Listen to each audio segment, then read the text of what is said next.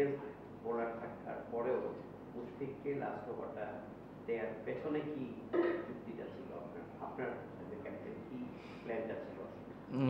প্ল্যানিংটা যেটা ছিল আপনি দেখেন যে হোল্ডার এর আগের ওভার যে বোলিংটা করেছে আপনি দেখেন যে আমাদের 14 বলে রান লাগতো 32, তো ওখানে ও এক বলে একটা 6 একটা 4 খেয়ে গিয়েছে। ওইখানেই তো আমাদের ম্যাচটা অনেকটা মনে করেন যে ছুটে গিয়েছে।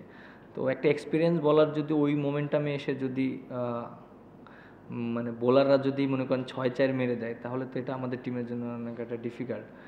ওখান থেকে আপনি দেখেন যে হাসান বেশি ভালো বোলিং করেছে বলে লাস্ট ওভারে 15তে গিয়েছে। সো ওইখানে যদি আমি যদি আর একটা দেখা যাক মুশফিকরে যদি করাতাম, যদি হয়তো আর একটু বেশি মানে 12-13 দিয়ে দিত লাস্ট ওভারে, তো আবার একই রকম লাগতো, এরকম 10-12। বাট এর জন্য আমি মানে কনফিডেন্ট পাচ্ছিলাম না, কারণ ওই দুইটা বল যেভাবে ও করেছে, যেখানে করেছে, অ্যাটলিস্ট মুশফিক তো এর আগে দুইটা ওভার খুবই ভালো করেছে। এবং আপনি দেখেন যে ওদের যে ভাইটাল ব্যাটসম্যান তার উইকেটটাও নিয়েছে। সো ওইভাবে আমি চিন্তা করে লাস্ট ওভারটা ওই দিয়েছিলাম। মিরাজ, এভাবে হারলে তার সাথে কখনোই ভালো লাগার কথা নয়, তারপরেও জাস্ট লাস্ট বলটা প্ল্যান কি ছিল? মানে কাভার এক্সট্রা কাভার পুরোটা ফাঁকা ছিল আর কি, মনে হচ্ছে যে ওয়াইড ইয়র্কারের মতো করতে চাচ্ছিল মুশফিক। আসলে আপনাদের প্ল্যানটা কি ছিল? পিক পেসিং এবং বোলিংয়ে? না, আমরা যেটা প্ল্যান করেছিলাম, ওকে ওকে আমি বারবার বলতেছিলাম যে তুমি কি চাচ্ছ, কারণ এখানে বলারের প্রায়োরিটিটা ইম্পর্টেন্ট, কারণ আমি বল করব না, বলার বল করবে। আর যেহেতু ওকে বারবার আমি বলতেছিলাম কি চাচ্ছ, তুমি যেটা চাচ্ছ সেটার উপরেই প্ল্যান করো, স্টিক করো।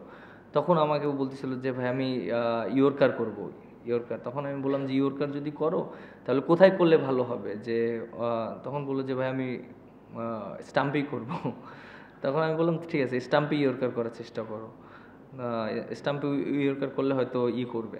বাট আমি ওর দোষ দিচ্ছি না, কারণ ও এরকম একটা পেশার সিচুয়েশনে খেলছে, অনেক দিন ইনজুরিতে ছিল, তারপরে এভাবে এসেছে, ও ভালো বোলিংই করেছে। খালি আমার কাছে মনে হয় লাস্ট ওভারটা এরকম পেশার সিচুয়েশন অনেক দিন পরে এসে ম্যাচ খেলাটা অনেকটা ডিফিকাল্ট। বাট আমার কাছে মনে হয় যে ওই ওভারটা আমি দোষ দিচ্ছি না। আমার কাছে মনে হয় যে হোল্ডারের ওই দুইটা বল অনেক ইম্পর্টেন্ট ছিল, কারণ তার অনেক এক্সপিরিয়েন্স আছে এবং সে সব জায়গায় টুর্নামেন্ট খেলে বেড়ায়। আমি ওর কাছ থেকে এটা আশা করি না, হোল্ডারের কাছ থেকে, যে 2 বলে 6 এক 4 খেয়ে যাবে। ওখানেই তো আমাদের খেলা অর্ধেক শেষ হয়ে গিয়েছে।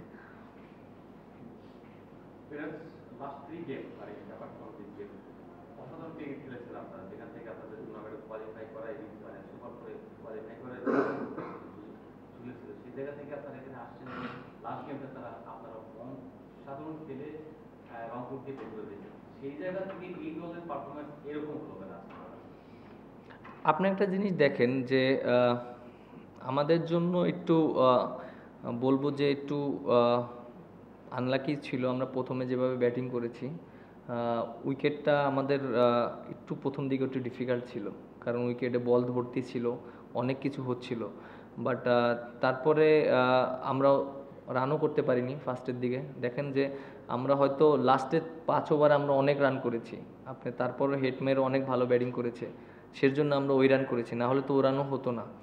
সো পরের দিকে উইকেটটা কিন্তু অতটা খারাপ ছিল না, ভালো হয়ে গিয়েছিল, আমরা দেখতেছিলাম বল ওরকম টান করতেছিল না।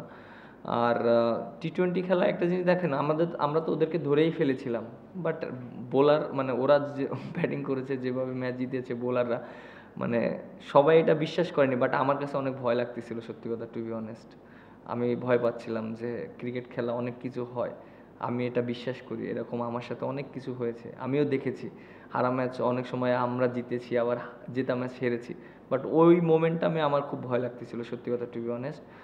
হয়তো জানি না সবাই কিভাবে নিচ্ছিল, বাট আমি সিরিয়াসলি নিচ্ছিলাম অনেকটা।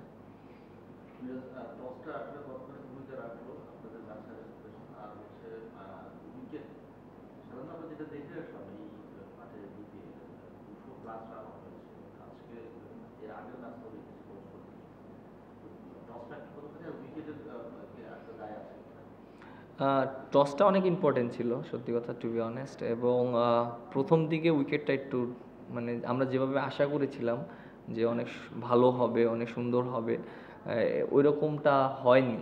বাট তারপরও একটা জিনিস কি, যে আমরা এর আগে যে 3টা ম্যাচ খেলেছি, আমরা ডে ম্যাচ খেলেছি, আমরা এখানে কিন্তু অনেক দিন পর নাইট ম্যাচ খেললাম। সো ওটাও আমার কাছে মনে হয় যে উইকেটটা ওই রকম ছিল, আর আমরা তো কাবারই করে ফেলেছিলাম। বাট ক্রিকেট খেলা অনেক কিছুই হতে পারে। গ্রুপ পর্বেও আপনারা 3টা ম্যাচ অন্তত গ্রুপ জয়ের কাছাকাছি ছিলেন, তখন সেই অবস্থা থেকে আসছেন। আজও বললেন যে কিছুটা ভয় কাজ করছিল আপনার, মানে দল হিসাবেই কি আপনারা মানসিকভাবে শেষের দিকে এসে চাপে পড়ে যাচ্ছেন, বা আপনি অধিনায়ক হিসেবেও কি এরকম চাপে তৈরি হওয়ার কারণে ম্যাচটা খেললেন এরকম? চাপ না, আপনি একটা জিনিস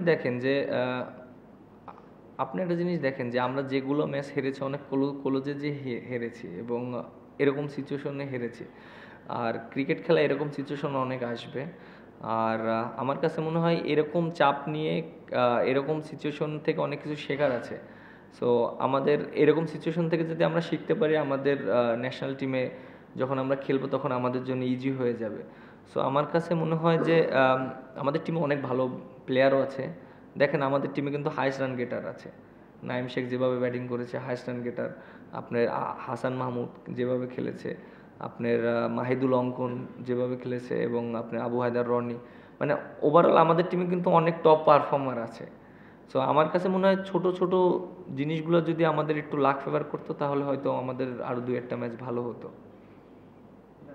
আপনি হোল্ডারের কথা বলছেন, আপনার টিমে মোহাম্মদ নাওয়াজ আছেন, তিনি ডেথ ওভারে খুব ভালো ডেথ ওভার স্পেশালিস্ট এবং ডেথ ওভারে খুব জোরে বল করে থাকেন।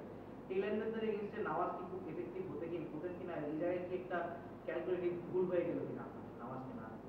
না, লাস্ট ওভারে তো আপনি কিভাবে, আপনার পেস বলার আছে, আপনি দেখেন যে হোল্ডার আছে, মুশফিক আছে, তো এখানে তো স্পিনার দেওয়াটা এটা না, যৌক্তিক না। কারণ স্পিন বলার যে কোনো ব্যাটসম্যানের 2টা বল লেগে যেতে পারে, 2টা 6 হতে পারে। পেস বলারের তো ব্যাটসম্যানকে মারতে হবে, আর স্পিনার তো মনে করেন যে অনেক সময় হয়ে যেতে পারে। সো আমার কাছে মনে হয় যে পেস বলারই বেস্ট অপশন। অনেক সময় হয় না, এটা একটা ডিফারেন্ট ইস্যু, বাট পেস বোলিংই বেস্ট অপশন। ভাই আপনি অলওয়েজ এই টুর্নামেন্টে হাসানকে দিয়ে শেষ ওভারটা করিয়েছেন, যে 19, 18 এবং 20 নম্বর ওভারটাই হাসানকে দিয়ে করাবেন। এই ম্যাচে 17 এবং 19 নম্বর ওভারটা করিয়েছেন, কি প্ল্যান থেকে? আপনার হোল্ডার যদি ওই 2টা বল যদি মনে করেন কি যে ভালো করতো, তাহলে আমি আর ওই ওভারটা হাসানরে করাতাম না। ওই 2টা 6 আর 4 যখন হয়ে গিয়েছে, তখন 12 বলে আপনার লাগে 22 রান, তখন আমি কি করব? আমার বেস্ট বলারটাকেই তো করাবো। সো যদি রান লাগতো 30, 28, তখন আমি মুশফিকের দিয়েই করাতাম। তাহলে কি হতো, যদি বেশি মার্কে তো 15 রানই দিত না, লাস্ট ওভারে হাসান এসে 15 রান ডিপেন্ড করতো। সো 22 রান যখন হয়েছে তখন আমার আর কোনো অপশন ছিল না, কারণ ওই ওভার যদি আমি মুশফিকের দিতাম, দেখা যাক ওই ওভার যদি, বা হোল্ডার তো করতে পারতো না, তাহলে দেখা যাক ওই ওভারে যদি বেশি রান দিয়ে দিত, তখন আবার 5-6 রান বা 7 রান থাকলে তখন তো ওর জন্য আবার ডিফিকাল্ট হয়ে যেত। সো আমার কাছে কোনো অপশন ছিল না যখন 12 বলে 22 রান লাগতো হাসান ছাড়া। মিরাজ, যদিও ম্যাচ ডিসাইড হয়েছে লাস্ট বলে, বাট মনে হয় যে টোটালটা একটু কম হয়েছে আপনাদের ব্যাটিং এ। আর যেটা আমার কাছে মনে হচ্ছিল যে আপনারা আপনাদের বিদেশি প্লেয়ারদেরকে খুব একটা প্রপারলি ইউটিলাইজ করতে পারেন নাই, মানে হেটমায়ার, হোল্ডার কিংবা নাওয়াজ, মানে ওরা কিন্তু ব্যাটিং এর টাইমটা, স্পেসটা খুবই কম পেয়েছে। লাস্টের দিকে ওরা 5টা ওভারের মতো খেলেছে। তো মনে হয় কি যে অ্যালেক্স রসকে মানে ব্যাটিং অর্ডার ড্রপ করে এদেরকে আগে পুশ করলে, ওদেরকে আরো ব্যাটিং এর স্পেস দিলে আপনার টোটালটা আরো বড় হতে পারত। উইকেট তো এরকম ছিল না প্রথম দিকে, আপনি দেখেন আমাদের রানও হচ্ছিল না, আপনার উইকেটও পড়ে গিয়েছে। আর যেহেতু ওরা আমাদের অনেক কি ব্যাটসম্যান, এর জন্য আমরা চেয়েছি যে ওরা যেন খেলাটা ডিপে নেয় এবং পরের দিকে খেলে। আপনি দেখেন লাস্টের দিকে তো অনেক রান করেছি আমরা, প্রথম দিকে তো আমরা রান তুলতে পারিনি ওই রকম। বাট প্রথম দিকে যদি ওদেরকে পাঠাতাম, আউট হয়ে যেত, তখন তো আমাদের 164 রান হতো না। বাট এই উইকেটে তো 164 রান অনেক run. Thank you. Thank you.